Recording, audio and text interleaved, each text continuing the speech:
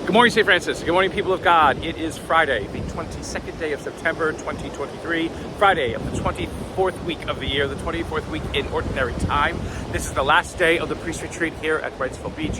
And as you can see, the surf again is boiling because subtropical storm, tropical depression, whatever it is, Ophelia, I think the name is passing by. It kind of will skirt, I guess, this area, go more up north a little bit.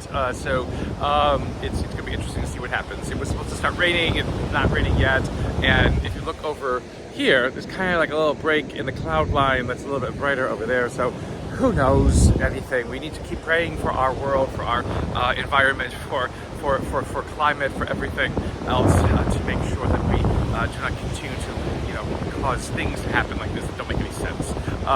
So anyway, on this last day of priest retreat, hopefully you have been praying for all the priests of the diocese. We hear the last, one of the last parts of the letter to Timothy.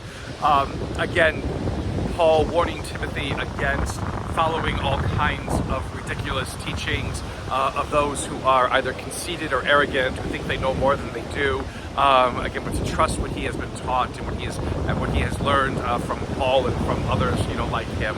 And then again, just a few more fervorinos about again how to conduct himself.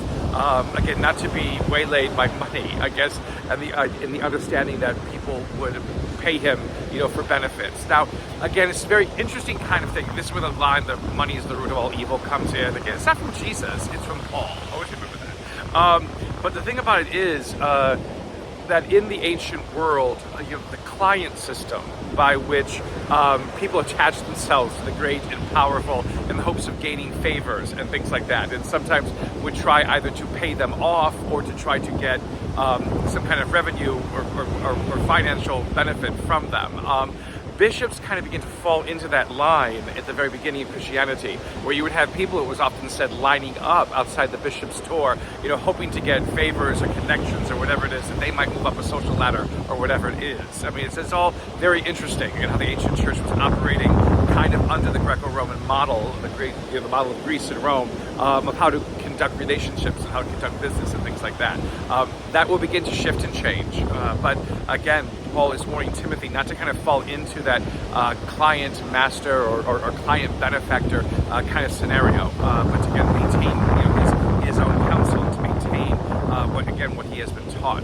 Again, something important for all bishops, to remember in many ways, shapes, and forms. Again, not to fall into the sway of those who think that they know best for the church and want the bishop to be able to do what they think is best rather than what God thinks is best.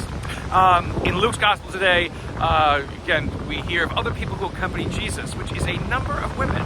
Now, again, were women allowed in public? Were women allowed outside the house? In some way, shape, or form, there seems to have been. There was not really the great restrictions that sometimes we think were placed upon women and are placed upon, being able for women to conduct business or to be their own person in the ancient world. And so there are a couple of women who are mentioned, Joanna and Susanna, who must have been acquainted with Luke because they will also appear at the resurrection. Then there is also Mary Magdalene, again, who it is said 7 demons were cast out of her. Again, why? And what happened and where did this go? Never says. And Luke is the only one who mentions this about Mary Magdalene. And so again, this whole acquainting, because, there were 7 demons, she must have been, a prostitute, a woman of ill repute, whatever. No. Again, get over yourselves, people. This is not what that's about. Again, there was some kind of healing that was made of Mary from the city of Magdala, and she became a follower of Jesus, and she became one of the first, if not the first, who was a witness to the resurrection. So this whole idea of trying to paint her in a picture that is just absurd and ridiculous because there is really no foundation for it is, again, just in many ways the male clerical whatever, being afraid, again, of women having power. So nothing more can be said about that than that. But again, the fact of Jesus' teaching touching the lives of many people, and many people being welcomed into his company, even breaking down perhaps what was social and societal norms. We have to remember that ourselves and allow, again, whatever needs to be broken down about what society thinks is valuable and dignified and important, let that be broken down so the truth of Christ, the truth of God, and God's love for us may be revealed. Again, another day to basically pray for the priests of the diocese, people of God. May the Lord give you his peace.